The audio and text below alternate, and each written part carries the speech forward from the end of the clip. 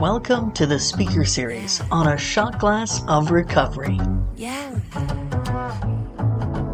Yeah. You get a house, you get a car, then you start thinking that's all you are, but you don't know the truth. So let me spell it out for you.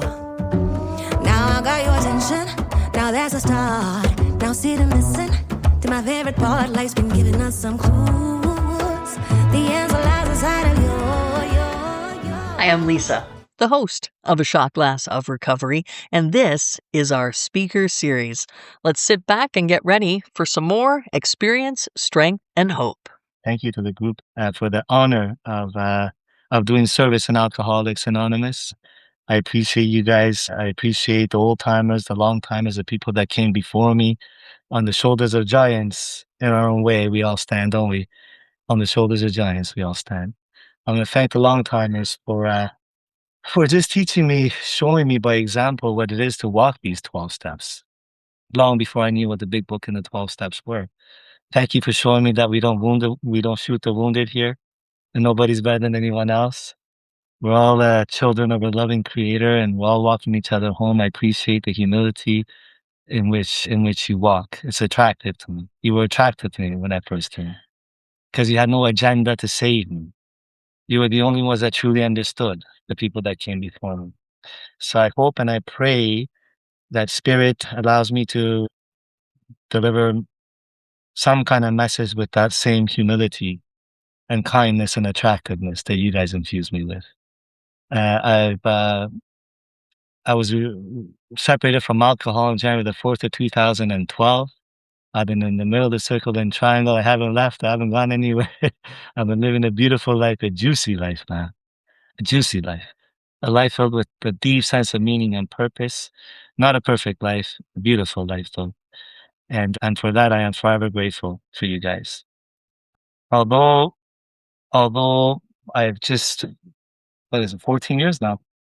14 years without a drink. And my sobriety date is actually September the 8th of 2016. The reason being, and it's important sometimes I'm moved to share it, but I think it's important to share sometimes, is because I was coming up to 5 years of sobriety, and my wife went for some minor surgery, and the doctor gave her some Percocet painkillers prescribed me to take.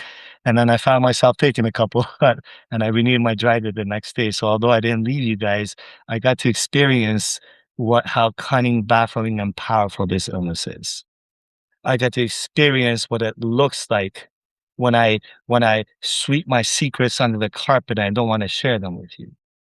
I got to experience the disease lulling me into a sleep, that this life, this path is about looking good and sounding good. So for about a year before that happened, I stopped sharing myself honestly with you guys. I stopped sharing with you guys that sometimes I'm sponsoring people, meditating and praying and doing what I got to do. I'm in a fetal position at home because I can't find a job to help support a family properly, and I don't feel like I'm good enough. I'm a real man. I didn't share that with you guys. And this illness waits patiently, sat on my shoulder on that night and said, "Hey, you're a drinking Alcoholics Anonymous. You never had a problem with pills. Take a couple." So I took a couple.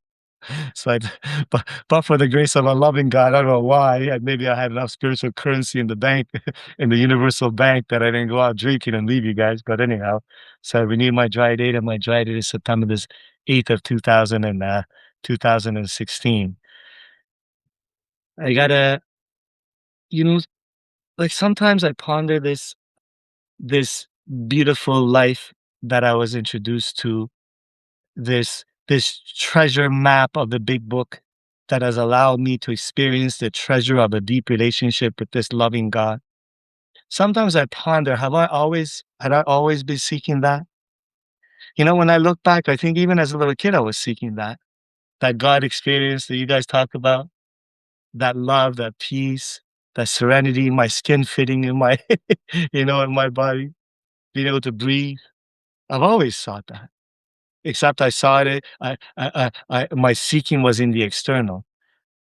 Wasn't the approval of kids on the streets in the neighborhood we lived in. It was what my seeking was in. It was in accolades in school and jobs and money. And when I got older, relationships and cars.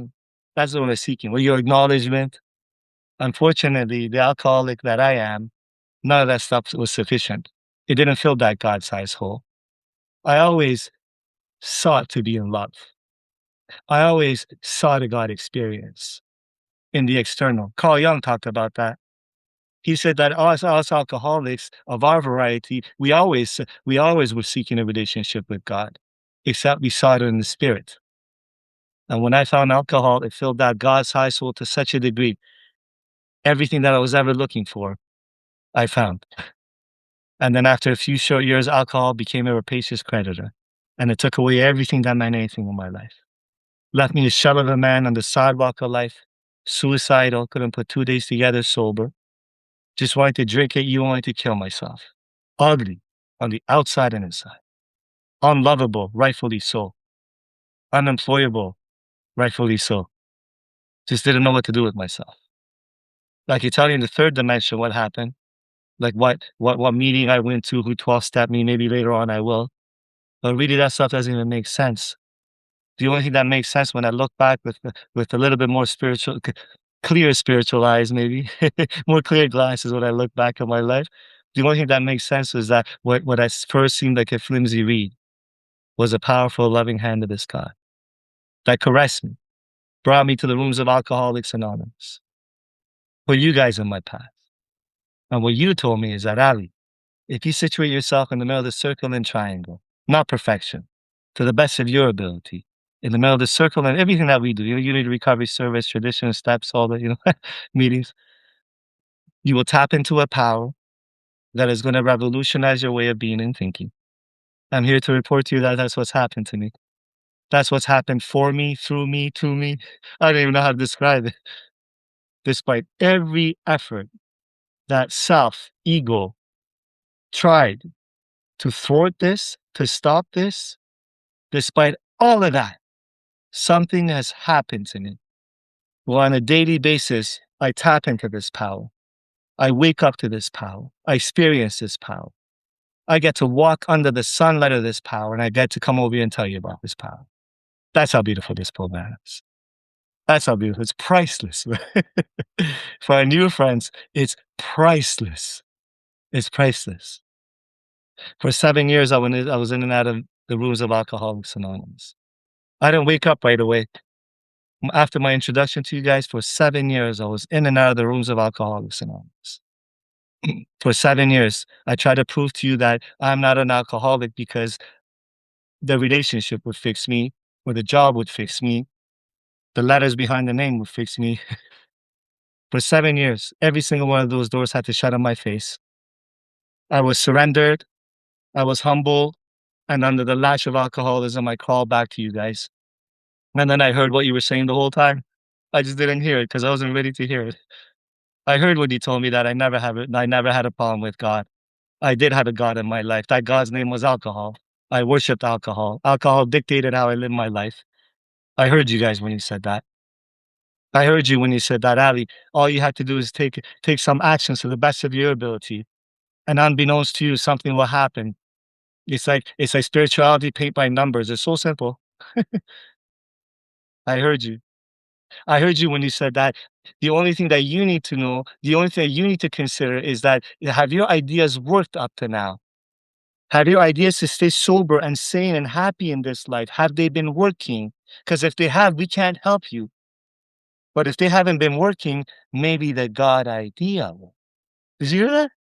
It took me 7 years to hear that line from the big book. Our ideas did not work, but the God idea did. Idea, just an idea. No proof of, no cognitive proof of. See, this brain, this cognitive mind, this ego wants everything on a spreadsheet. 1+1 = 2 = God. Doesn't work that way. To know God, I got to be out of my mind. I got to be out of this mind. The God idea. So just try on this God idea. To try it on, it meant I had to take some actions, some actions that I sooner not take. I just take it to the best of my ability, and I just watch this God idea work in my life. I have gathered evidence the last 14 years of the existence of a loving power in my life. And I wasn't one to come to you guys believing it. I was raised in a country that they took over, religious government took over 50 years ago. And when they got in power, they started killing in the name of God, raping in the name of God, torture people, hang some of my extended family members in the name of God. That's a God idea I brought to you guys. But I had to set all of that aside because I was dying and I was tired of me and I had no other solutions. So I had to set all of that aside and become an empty cup and come to you empty so you can fill me, so you can be a channel of God's love. Because that's what we are, aren't we? Channels to fill me. And I've got to have my own personal relationship with this loving power, which I cannot explain. I don't know about you guys, but when I try to talk about my relationship with God, or what, it, it almost feels like, I don't know, it feels like it's not enough. Like language is not enough. It feels like when I talk to you about God, it feels like I'm listening to myself and I hear ba ba ba ba ba ba ba ba ba ba. What are you talking about? Third dimension, limited language with your finite brain to try to describe this beautiful life and this beautiful power. Can't do it. Doesn't, not in a way that justifies it, anyways. We all try our best, don't we? I started drinking at the age of 16. Uh, just a general way. I'll paint you a little picture. Just a general way. The first couple of years, I felt like my skin fit. I felt like I could breathe every time I would drink. I would drink, and in my head, I would make plans. I'm gonna fix my mom and dad. He's not gonna beat her anymore, and she's not gonna do the things that she does to cause chaos in our lives. And everything always worked out when I was drinking. It was the panacea to all my ills. Dr. Bob talks about that in the story, the medicine to everything. And within a few short years, this huge world of potential that everybody described me as having shrunk this small.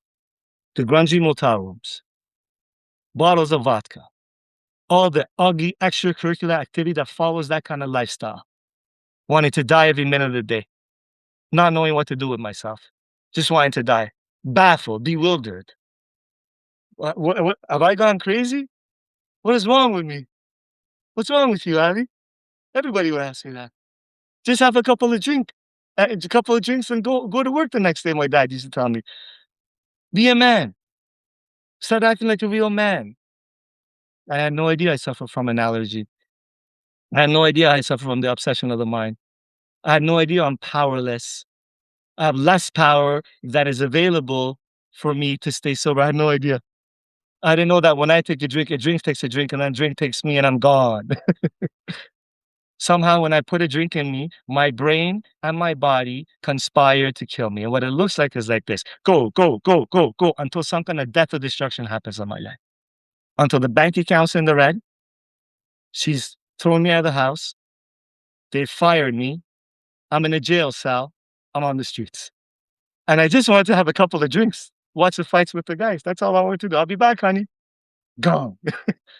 So many example after example after example after example. Suicide attempt after suicide attempt. Slash wrist after slash wrist. Bottles of sleeping pills and psych wards and emergency rooms. You would think all of that would be sufficient evidence for me, and 7 years in and out, you explaining to me and me understanding in my mind, me getting it in my head. Oh my God, the first drink, allergy. You would think that would be sufficient. Unfortunately, no, because the real baffling part of alcoholism is this utter inability to leave it alone, no matter how great the necessity or the wish. The real baffling part of alcoholism is that I had more than a decade of evidence with knowledge of what happens when I take the first drink, and I still went back to the first drink, sober. I have a brain that tries to kill me, sober. As if that wasn't enough, as if those two facts weren't enough. Sober, I want to kill myself. Sober, I feel like I'm sinking in quicksand, as Bill Wilson talks about it. Sober, I'm uncomfortable in my own skin. I'm always worried about what you think about me. There's always some destination to get to. And when I get there, it's still not enough. Something to achieve. When I achieve it, it's still not enough. Sober, you guys called it a spiritual malady. You guys called it a God-sized hole. I'm always restless, irritable, and discontented sober. And the drink is the only solution. And that even stopped working for me, yet I couldn't stop. I brought all that to you guys in 2006 when I met you guys. A beautiful member of Alcoholics Anonymous, 12-step me, loving man, Saeed. And I found love with you guys. I found love with the fact that I found a group of people that drank like me, that were kind. You guys kept on telling me, keep coming back, keep coming back. And I was sober for about 6 to 8 months. I think my something like that. Yeah, maybe 4 to 6 months. My introduction to you guys. I was coming to a lot of meetings, setting up a lot of chairs, in-person meetings, right? Back then. Kitchen duty and coffee pots and cleaning up and all that kind of stuff. Lots of fellowship, lots of meetings. And about 4 to 6 months of sobriety, I went out to drink. And then I was in that for 7 years. And during those 7 years, I would come to these rooms very angry at you guys and depressed as well, thinking I'm doing everything you're telling me. How come I can't stay sober? See, I was confused back then, frustrated. Today I'm not. Today I'm very clear. The reason I couldn't stay sober is because I wanted something for nothing. Because I wanted to come to a 12-step program and not work the 12 steps, or dibble dabble in the 12 steps, or tell you how you should work them, or argue about your God. That's what I wanted to do. I wanted to be right. Right? Isn't that crazy? That's like going to a restaurant to eat because my body's just hungry and needs nourishment. And instead of eating the food, sitting next to you at the table, watch you eat the food and ask you to describe it to me and go home. That's what I did. I came and just heard your stories. It's like some friends are listening to this story. Isn't that crazy? Expecting to be filled, not eating the food, hearing about the food, cleaning up the tables. That's what I did in Alcoholics Anonymous. And those 7 years were a source of shame for me, but they're no longer that, because that's what I needed. See, God, what I've learned is that in God's economy, nothing's a waste. Everything's sacred. Everything serves a purpose. And when a broken heart reaches out to God, when a humbled soul reaches out for help, everything becomes sacred. Everything is a pointer. Everything is a message. Everyone's a messenger. So the 7 years humbled me. They made me a blank slate. They made me an empty cup. So when I came to you guys, I was ready. My last drunk wasn't as bad as the 50 before that. I was renting a room in a men's recovery home. I was back in the AA for 4 months. I went out a lot of meetings, like 2, 3 meetings a day because I wasn't working, right? I think I was on social assistance at that time. A lot of meetings, a lot of fellowship, a lot of service, dibble dabbling in the steps, arguing with people about the steps. I went and drank for one night and I came back. I snuck back into that room. I passed out and to an incredible amount of pain. My joints were throbbing. My body was hurting, man. My mind was racing. And the 4 horsemen came for a visit once again. What are they? Frustration, bewilderment, despair, and terror, something like that, 4 of them. And their hopes sounded loud.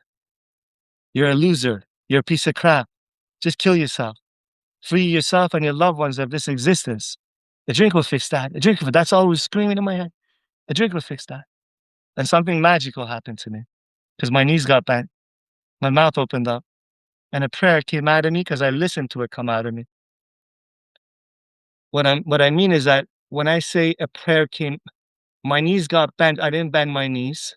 A prayer came out of me. I didn't pray. It came out of me because I was listening to it come out of me. God, whoever you are, whatever you are, can you just please help me not be like this anymore? Because I'm tired, God. I'm not even sure if you are, but if you are, please help me. I'm tired, God. That's a beautiful prayer, by the way. I'm tired. Can you help me? That's such a good prayer. I love that prayer. It's as if the Spirit shined her light on me. It was as if the beautiful, I experienced that magical space that we all meet in our own ways. We all share that space, don't we? Where the gift of desperation meets the window of the grace of God. Magic happens. She shined her light on me, brought me back to the sacred rooms of Alcoholics Anonymous, put a new teacher on my path. This teacher opened the big book of Alcoholics Anonymous with me, and we started to go through it line by line, follow the black on the white. If it said to identify with something, I would identify if I could. If it said to take an action, we would move forward until the action was taken. As a result of these steps, I was set on fire. That's usually the best way I can describe it is I was set on fire. I'm still on fire. I was set on fire, man. Not living a perfect life fire, not walking on water, fire, like a deep, like a flame ignited inside me that it just gets more intense and more intense as time goes by to get to know this loving power on a deeper level, whatever it is, to have a deeper relationship with you, to be a more humble servant as a result of these steps. The steps have become a way of life. They jumped off sometime in the last few years, they just jumped off the page and they started to become a way of life, like breathing. With a lot of mistakes, by the way. A lot of mistakes. Oh, I've done this thing ugly. Oh, I'll tell you a couple of stories. I've done this thing so ugly. You know, the last few years, all I've done to the best of my ability is trust God, clean house, help others. What you guys keep telling me, what Dr. Bob said, what the steps say, basically. Trust God, clean house, help others. Clean house, make amends, pray, meditate in order to pass it on. Self-examination, prayer, meditation. That's all I've done to the best of my ability with a lot of mistakes. And I've stepped back. I've been watching God do for me what I cannot do for myself. I've been watching. I've been watching God keep this beautiful power, keep me and Afsi sober the last few years. So during some tough times too, I've been watching. I've been watching how I always had short-term relationships. Nobody ever wanted to be with me, short-term. You know, there's only so long you can pack your crazy because it'll pop open eventually, right? After a few months. Right? There's only so long you can hide the truth. And Heather's laughing, she knows. There's only so long you can do that, right? And I didn't want to leave, right? To leave, right? That's what my modus operandi in relationships was hold emotional hostages, man. Torture people emotionally, mentally. I've been watching as God put me in a relationship and a marriage. We're coming up to 13 years now of a loving marriage, man. Soldier of God she is. I love her so much. Beautiful woman she is on the outside and inside. First person I could ever be honest with. First person that I had to disrobe in front of her, spiritually speaking, and say, look at all the cracks. Are you sure about this? She said, yeah, me too. I've been watching as God put me from job to job, to job to job, to career to career. Finally, I could support my family, a career that I love, without an education, without any experience in this career. Impossible, people say out there. Impossible. Making a decent living, helping support a family. I've been watching. I've been watching how I'm happy most of the time, not all the time. How I have a peace inside my heart and serenity in my soul. That has nothing to do with the outside. I've been watching, man. My last suicide attempt must have been 16 years ago, something like that. Was the last time. It was so dark for me. I had no idea what to do with this life. I have no idea how you guys are living it. I just wanted to die. I just wanted to go to sleep. By the way, there is a this is a side note. There is universal difference between thinking about suicide and actually attempting suicide. That's a different darkness. That's a different darkness. I don't know what to do with this life. I want to throw this away. And then I've been watching when 11 years ago, up to a year and a half in the marriage, God decided to give us a baby boy. Sometimes I feel like God's like, here you go, you selfish prick. Why don't you take care of one of my other kids and get out of yourself? Don't sleep for 2 years. What? I always wanted to be a dad. I just didn't think I was good enough. I thought I was a loser my entire life. You know what I mean? I've been watching, man. I'm watching this little boy grow up and just be a gentle soul, a good guy. And I'm a good dad. I play with him and I teach him and we do martial arts together. I love on him. You're smart, baby. You're handsome. You can do anything you want. You can be anything you want. You know that? Daddy's got your back. Don't you worry about that. I got your back. I've been watching this relationship flourish. And I'm a real good dad. You know what's clear to me is that I'm a real good dad because of you guys, not because of me. Because I watch you guys, how you share, how you are with your kids. I'm a real good dad because the love you pour into me, it oozes out of me and pours into my family. I've been watching. That's what I'm watching. The last few years, the miracles, the gifts of sobriety, I've been watching. I've been experiencing. That's a God experience. That's the only way, the most effective, powerful way that we talk to each other about God. not my conception of, idea of what it looks like in my life. That's what God's been doing. That's what God's been doing. And I've been watching, I wa just observing when a few years ago, my wife at the age of 50, she wanted to have a second baby. And all the doctors, we did in vitro. All the doctors and all the medical science said, don't do it. Don't waste your money. It's impossible. With the medical help we're going to give you, they said, you have a 1% chance of a healthy baby. Don't waste your money. And I watched my wife in the doctor's office hold my hands, tears pouring down her cheeks. She looked at the doctor. She said, Doctor, you do whatever you need to do, and we'll do what we do. Because you don't know the God that we know, do you, Doctor? Maximus is 2 years old. He's downstairs playing with Darius right now. I've been watching. Oh, what a juicy life. Oh, what a beautiful life. Oh, what a beautiful life. See, this beautiful program, this beautiful way of life that we have, that we all been invited to. I truly believe we're the chosen ones in a certain way, because we had to go to the depths of darkness to get medicine and come back for God's other kids. We're useful to each other in a way that others can't be to us, are we? Isn't that beautiful? Mm. Having said all that, I don't think that is the best representation of the program of Alcoholics Anonymous, to talk about all the beautiful things in life. I don't think that's the best representation of the program.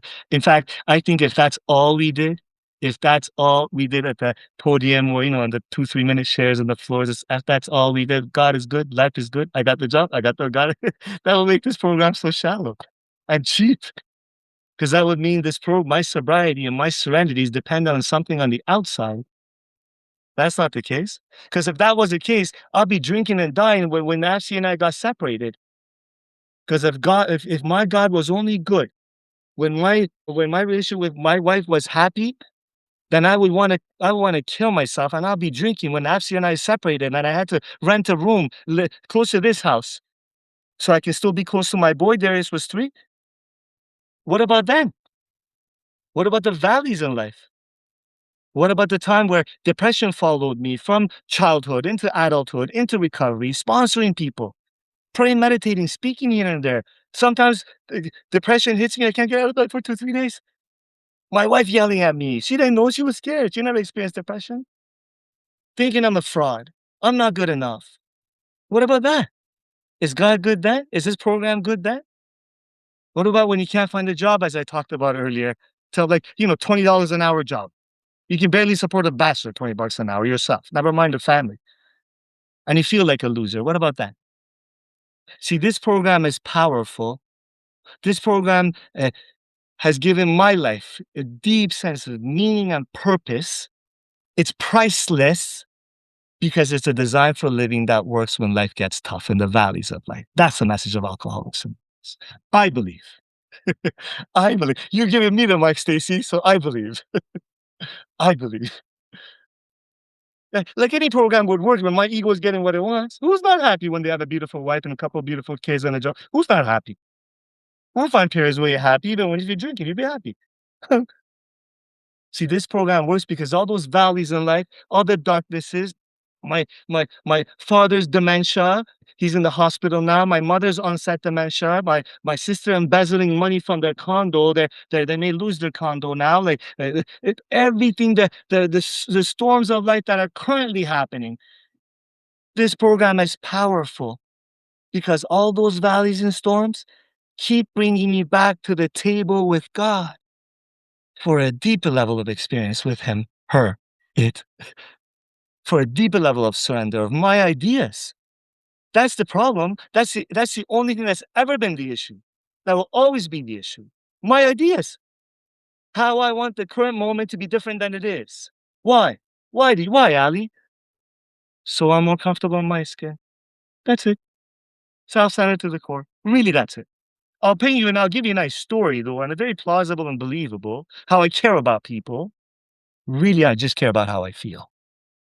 See, all those values in life make me a more humble person, make me a better person, and make me a better messenger. Why? Because I get to come to the table with God. Broken. Empty cup. All right, God, what are we going to do now? I give up. I give up. This program is beautiful because it has shown me that the treasures in life are found in the shipwrecks of life. Everything is sacred. Everything is sacred. Everything is sacred. You have introduced me to a love story. Alcoholics Anonymous is a love story. It's not a not drinking program. It is a love story in which I get to be in love with my wife, a real love, not normal human romantic love, which I have nothing, I don't know anything about. I really don't. That's the dubious luxury of normal couples. A spiritual love, in which God has to be in the middle of this relationship, man. Ashley and I have to try our best to have a continuous spiritual experience with each other. God has to be in the middle of this relationship, or else this marriage becomes nothing, and I make it nothing. Then I blame her. Every relationship that I have, that I love, that I cherish, arises out of a relationship with God. Every relationship.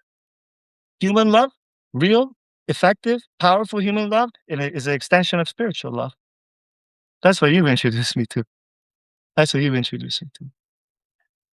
I can be in love with the men that I sponsor, with my sponsor, be in love with you guys.